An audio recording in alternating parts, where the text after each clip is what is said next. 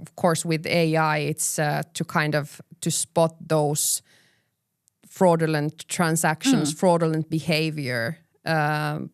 AI is the friend in that area to really boost the detection, and also how to utilize AI to handle the false positives. And we also need to constantly think about how much friction we can have when people are making payments.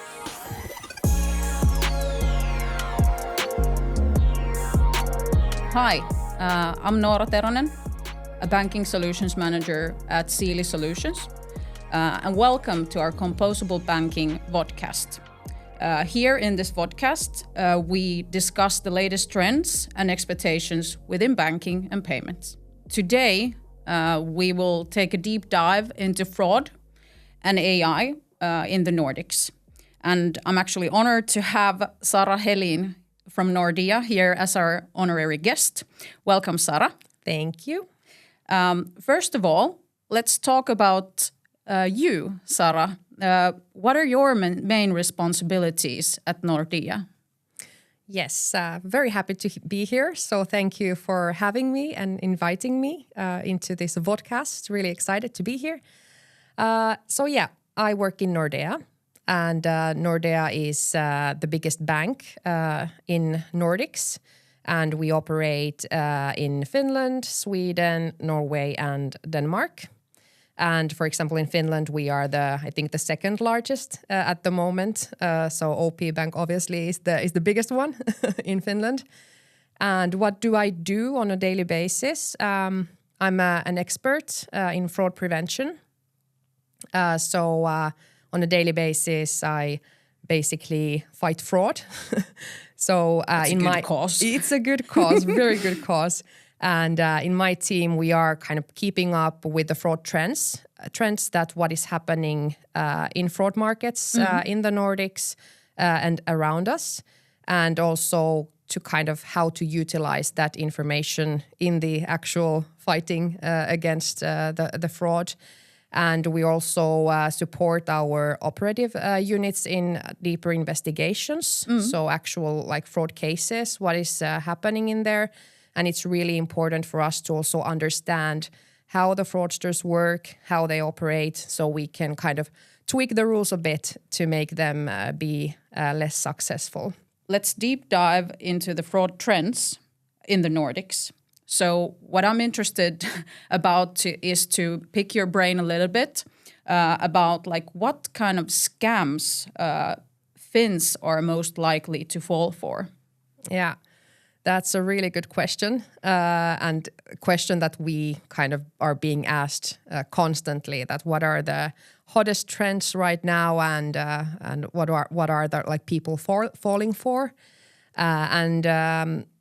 to start to paint the landscape is that we are a tight little community, the Nordics, but we have so much differences as well when it comes to fraud.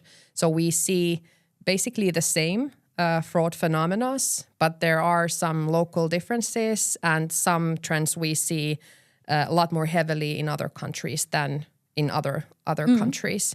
And in Finland, when we look at the purely number of cases, it's definitely the different types of phishing activities that are ongoing constantly. So different types of messages via SMSs, emails, in social media, and also in search engines. We have also quite a lot of phishing activities in Finland, which is something that we don't see in other Nordic countries.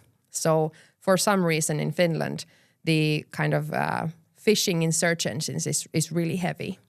Well, you mentioned that there's a lot of different channels that we can see in our everyday life. Yes. But where do we actually end up losing money as Finns if we think about fraud and that context?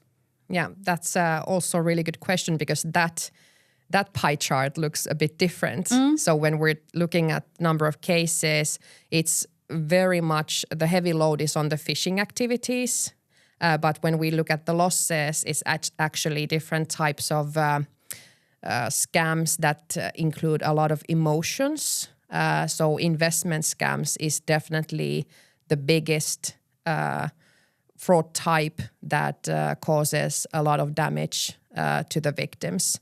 So I could say that maybe half of all the losses related to online fraud, meaning account-to-account transactions. Exactly. Half of that comes basically from investment scams. And it can be huge losses per one case. And with investment scams, it's the stories are really heartbreaking as well, because some people invest money that they don't have. So they take loans to actually invest, to kind of take on the opportunity to get more kind of money.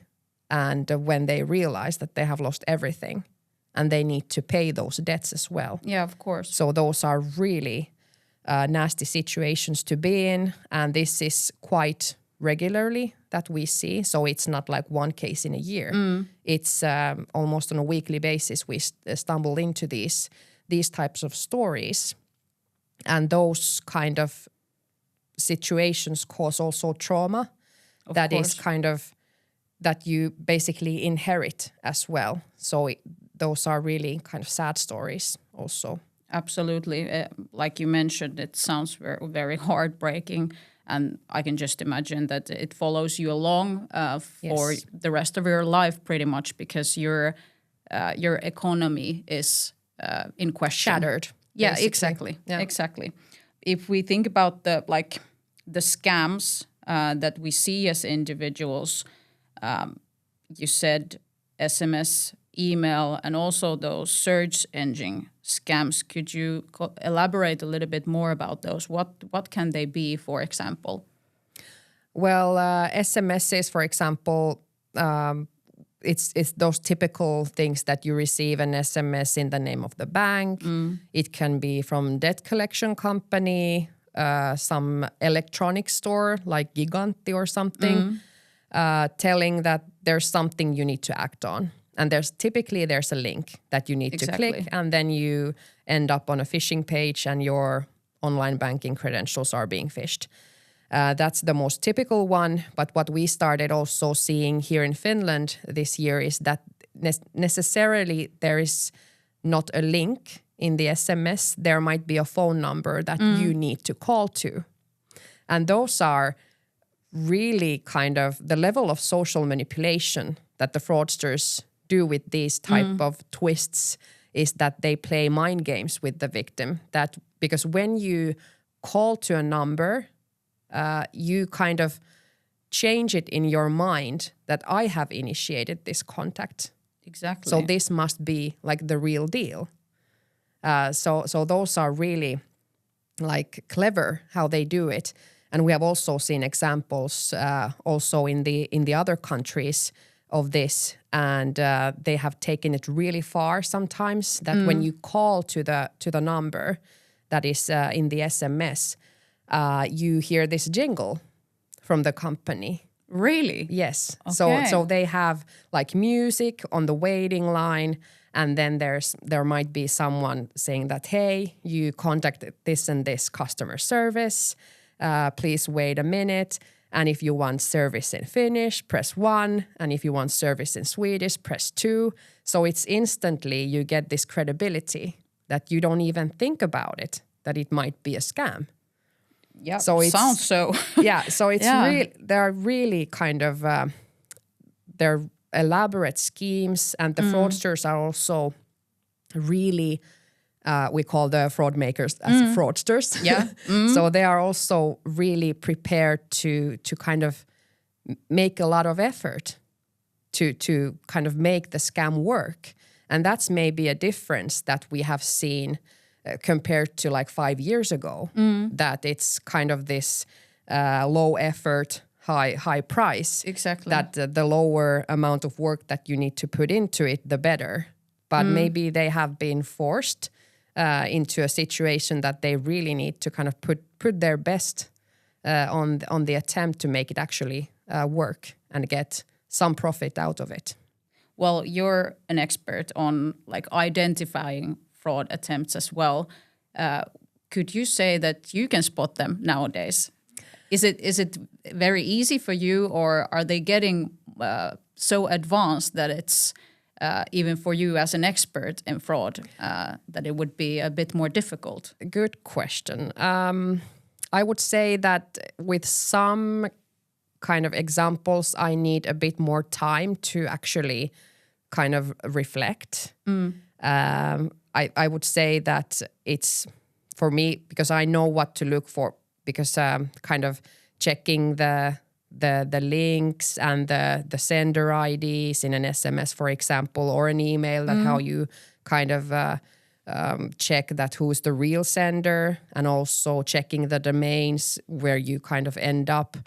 But with these kind of SMSs with a phone number, if it comes from a sender ID that is a genuine for that company, and there would be a phone number to call to, I would say that those are the most kind of tricky ones, because then the only way you can kind of check that is to kind of go into that company's web pages and check if they have this type of phone number in there.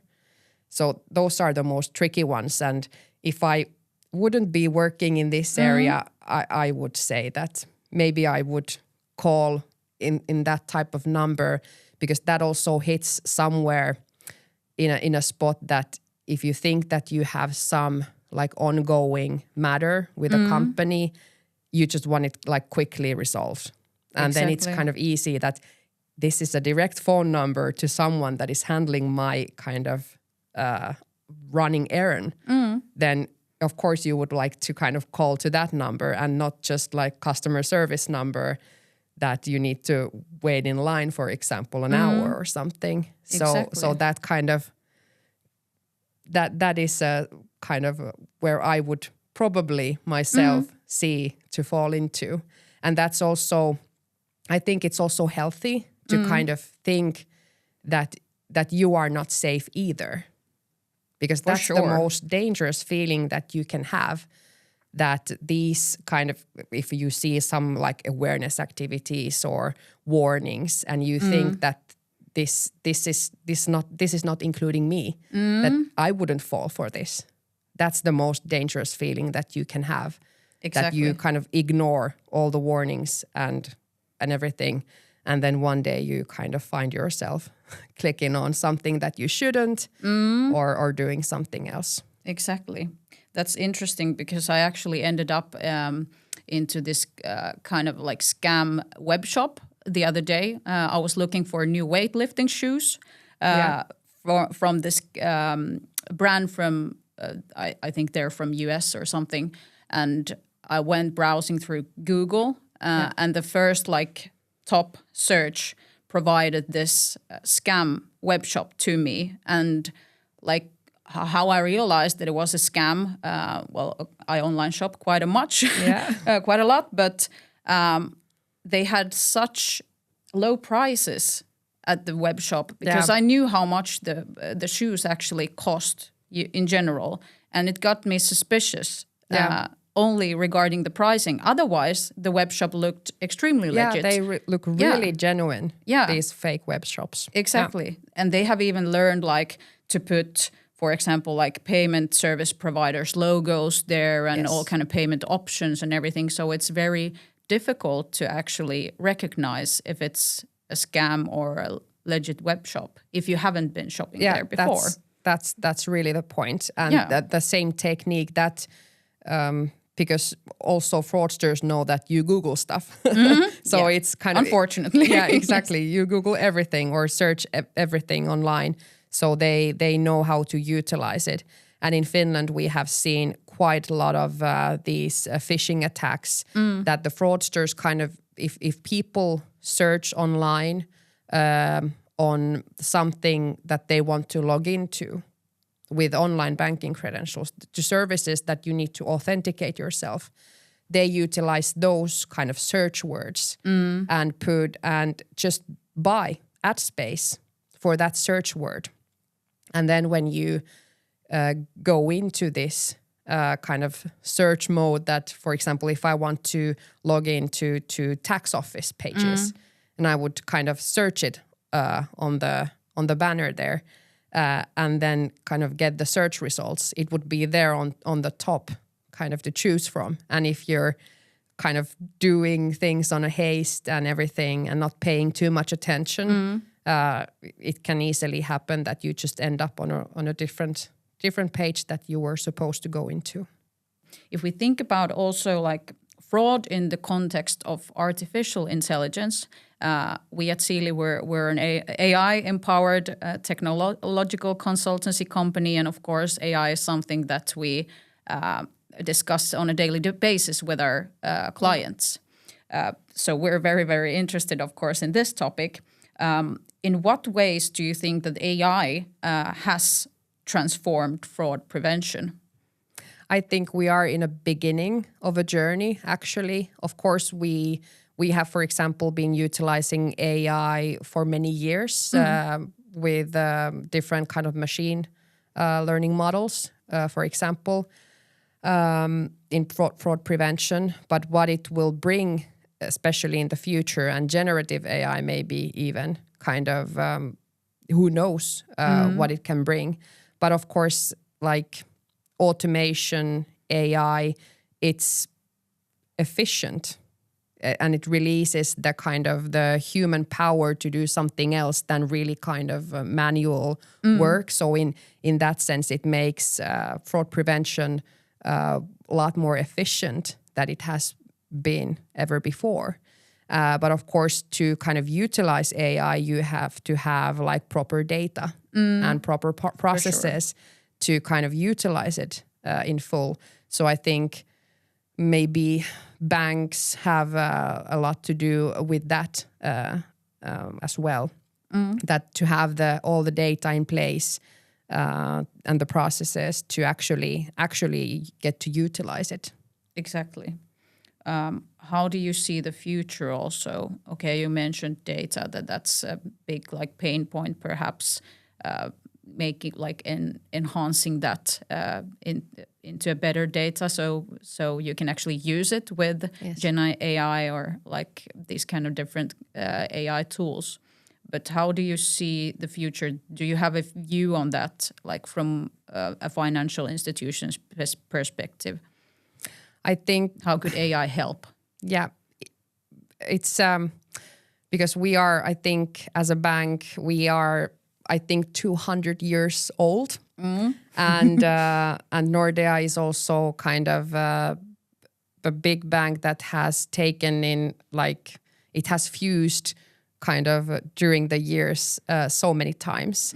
And there are kind of so many systems, like in an old kind of infrastructure, that I think the biggest challenge is for many are that we have like different types of systems that don't communicate with each other, for example, and that work needs to also kind of be done, that it's even possible to kind of, or maybe that helps in that, that you get these kind of different systems to talk with each other and also kind of take that data to be utilized. But I think that is kind of the biggest struggles maybe in that you even get the use out of it. Exactly. Well, at least I've seen, I've witnessed it that many banks are, of course, trying to like migrate legacy into less platforms, let's say, and trying to build on like better sustainable digital like banking solutions so that this would be possible in the future, even more and more in the context of fraud also to prevent it in a better way. Yeah, and of course with AI it's to kind of to spot those fraudulent transactions, fraudulent behavior. AI is the friend in that area to kind of really kind of boost the detection, and also how to utilize AI to kind of handle the false positives. And we also need to constantly think about how much friction we can have when people are making payments, because also fighting fraud is sometimes a bit like difficult, is that payments need to you need to have a good customer experience. You don't want your payments to get stuck for nothing, and you want easy banking. But that's also you need to balance between really easy used services, but also adding that extra friction to actually that we are kind of constantly asking customer that, hey, what is this? Can you check please this and this? So that's a balance. But maybe also AI can help in some of those processes to kind of make it easier and make friction also less friction. Exactly. So make it more efficient so that for example, the end customer would not perhaps see it or experience it in their customer experience that something actually happened on the background, but it might have taken a few seconds. Yeah, that's actually really, really well put. And also the kind of the best security is the security that you don't see and experience. Exactly. So there's so many things kind of happening on the background all the time. And that's the best thing if you never notice it even. Yeah, and of course, as consumers, we don't expect our payments to get stuck, but it's at the same time it's extremely important for it to be safe, for you to be able to trust your bank, trust the payment service provider, whoever you're kind of dealing with, and it kind of. The expectation is that everything happens on the background and you shouldn't be able to even, and everything happens quick. Yeah, exactly. It needs to be instantly. Exactly. So that's really also important piece of the puzzle, and how to kind of tackle that. That everything needs to happen really quickly, and then you would need to also do those checks. That is everything okay with this? That is this fraud or not? So. It's definitely a challenge in this area. If we think about AI in fraud prevention and dig a little bit deeper into that topic, what kind of role AI plays in the fraudster's toolkit then? I would say that quite important when we go further. You mentioned that it's sometimes really hard to kind of determine on a phishing message, for example, that if this is real or not. And that's also one of the kind of consequences of fraudsters utilizing AI or generative AI, that they can, basically anyone can create Finnish-speaking text quite well already. It's might not be perfect, but it's perfect enough to fool people, really. And we have been talking about this, that AI necessarily don't bring that much of a new fraud moduses or fraud types even. It just boosts the existing fraud types that we have and fraud modus operandis. For example, in love scams, you can create video material of a person that doesn't even exist, or pictures. In investment scams, you can also utilize AI in very many ways. And also, at some point when they can also talk with you in your local language, that's also something, because nowadays, for example, investment scams, they communicate with the fraudsters in written in Finnish because of different type of language tools that they translation tools. But when you talk with them, you need to communicate with by English. Of course.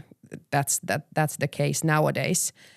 And of course, when talking about volumes, that with AI you can basically create tons of different type of phishing messages, and spread it like to very many recipients. So it actually kind of creates like more efficiency to the fraudsters, that they can do more fraud basically with AI. Okay, so at the same time where like financial institutions and banks are boosting their efficiency, of course, with like AI tools regarding like fraud prevention, but it's kind of like an eternal catch me if you can game in that sense that fraudsters are also trying to get those tools to affect their to boost their efficiency. Definitely, and also the trend that we have seen, that there's a whole industry like built around this on the fraudster side, that there are like service providers that rent their kind of platforms and services to people that want to do fraud, and because there's this kind of industry built around that there are some groups that specialize in kind of creating phishing pages and creating the panels where the fraudsters, the phishers actually handle the customers, so the victims and everything. So when those kind of clusters get even more efficient to kind of how they build these setups, and that's why we have maybe seen this kind of explosion in phishing activities in Finland, because it's anyone can just decide that maybe I should do some phishing activities today, and you go online and just buy kits, and it's not even that expensive. It's just some hundreds of dollars that you can buy these kind of tools to start, and you don't need to do basically anything other than just sit and wait for the victims to kind of enter the phishing pages, and you just start handling from there. Exactly. And also mule networks. There are some groups that recruit like money mules, so you don't even have to like take care of that part either. So it's really kind of, it's a business. Okay, sounds scary. Yeah. So with a low cost and low effort, the fraudsters can also like try to go towards their target, of course, to scam more money. Yes. Pretty much. Additional question also, you mentioned, we spoke about those kind of like fraud attempts where you need to call to a number. And if we think about Gen AI and like AI tools around that, it actually came to my mind that when you witness that kind of like fraud attempts or talk to your clients, when they actually call a number, is there like Finnish person talking in Finnish? Yes. Really? Yes, it is. Okay. So we have the majority of, or basically it's either, it depends if the person is actually Swedish or if it's a Finnish. So we see the both, that people that have like first language in Swedish, they might receive like Swedish speaking like fraud calls. And when it's Finnish speaking, it's a person speaking Finnish. So exactly. So that tells, of course, that someone has managed to recruit a whole bunch of people to actually have these fraud calls with the victims. Exactly. And that's also something that I feel also a bit alarming, that we have an increasing trend of kind of that we see more of these voice phishing connected to SMSs, for example, and voice phishing in general, that there is clearly a market for it, and there are people that are willing to do this type of stuff. So that is also very worrying, and also the increase of money mules that we see, that very often the money mules are also in Finland. They have Finnish domestic accounts. So that has also been on an increase for several years. So that is something that also the police have raised, that we have quite a worrying trend ongoing in Finland when it comes to this type of activities. Exactly. It sounds like a very important effort that you're raising awareness towards consumers and, of course, organizations as well, so that we can all be kind of on our toes and alarmed if we witness any kind of fraud attempt, so that we can recognize them and spot them, that we don't end up losing our money. Exactly. The recognizing is the key there. Yeah. That you recognize those situations that this is something fishy.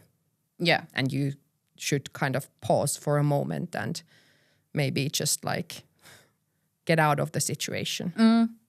Avoiding human errors as much as possible. Yeah, exactly. But, well, we're human, so I can imagine there are a lot of errors and situations where you're not that awake, perhaps, when you're receiving some kind of phishing attempt. The social engineering also is, they're really skilled, the fraudsters. Kind of, they're skilled to manipulate the victim to do as they're kind of told, and they're good at convincing them. So it's kind of, maybe some years back, some people have said that kind of phishing, for example, it's a problem of the elderly and the ones that cannot use digital services. That's not the case at all. It's people my age have also fallen for different type of phishing activities. People that have just turned 18, so people that really know how to use like digital services and that stuff. So that just tells us that there's a scam for everyone that you might fall. It just requires the perfect timing, the perfect words for you to fall into something like that. So that's why I also said that it's really dangerous if you have that type of thinking that these things doesn't concern me. I know what I'm doing. That's the dangerous part. For sure. That's also interesting that you mentioned different kind of like age groups, with customers.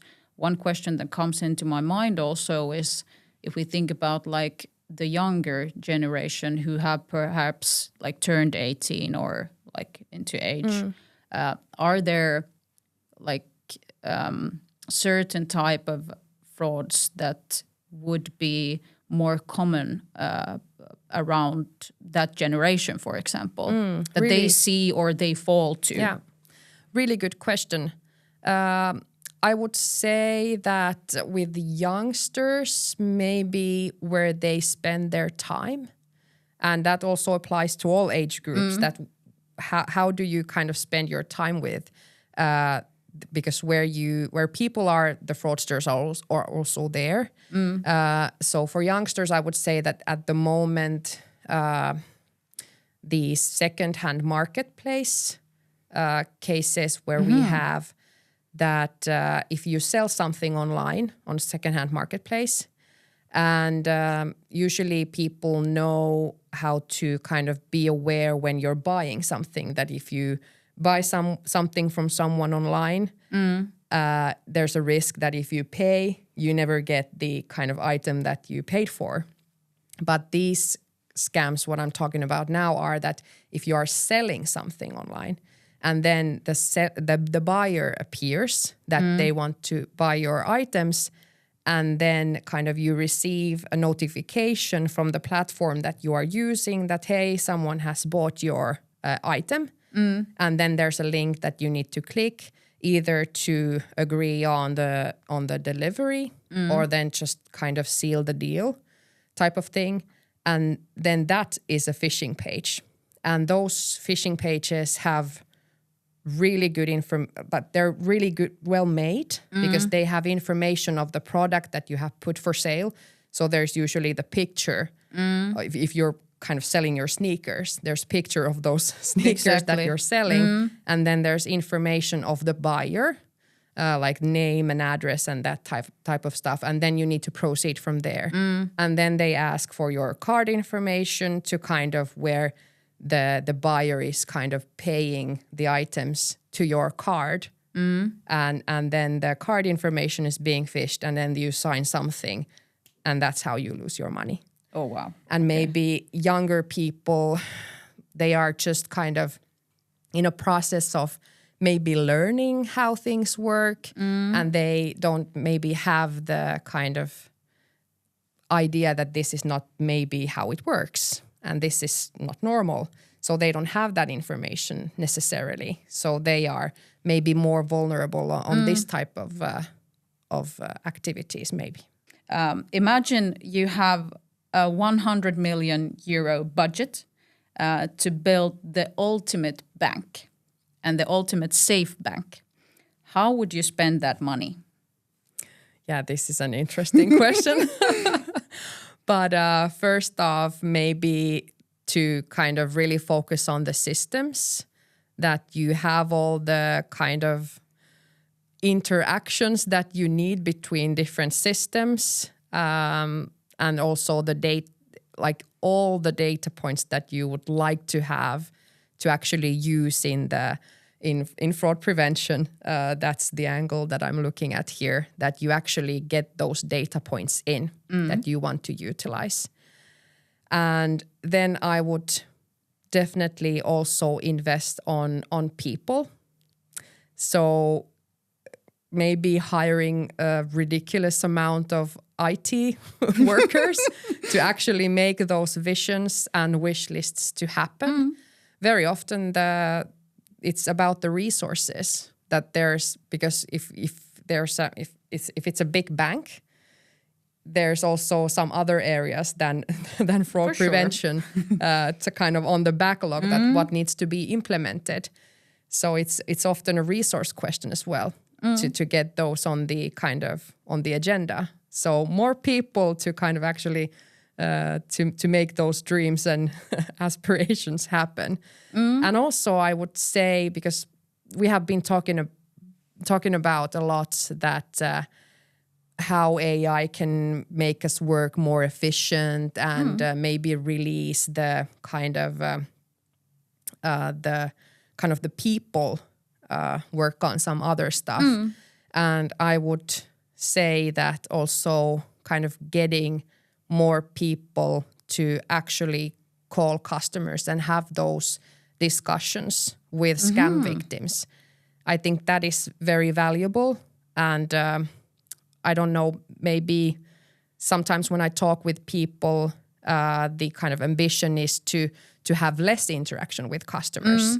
But with scams, it's actually very vital that you get the customer on a phone call to ask the really important questions, what is going on, and actually kind of get the customer to think that what is going on. And I've heard that many people talk about this, that you need to kind of break the spell that where the victim is in. So I would also invest on that we would call more to customers. That's a super interesting angle, kind of like looking from, of course, AI consultancy perspective, that AI would help in one way in the organization with the be more efficient and then release the actual natural persons and workers to the people who are working in the bank to actually call to customers, like human contact also. I very much like that approach. Yeah, and be more creative as well, that you put the AI to work to handle manual things, for example, and then do this kind of, because it's really important to have that dialogue with a customer when we suspect that there might be a scam. Oh, that's a scary world. It's a scary world where we'll live in, but at least we have a good view and the tools, of course, going into the future as well, so that we as digital consultancy, AI consultancy companies, financial institutions, we can work together also to find better ways to catch the fraudsters or to be proactively preventive as well. Exactly. All right. It's time to wrap up the conversation. Big thanks Sara, for attending this podcast. It has been an honor to have you here as a guest, and the discussion has been super interesting. Thank you. Likewise. Thank you. I think many can relate to this topic, and that fraud prevention will not lose its relevance going into the future as a topic if we think about payments in banks. Thank you for listening to the podcast.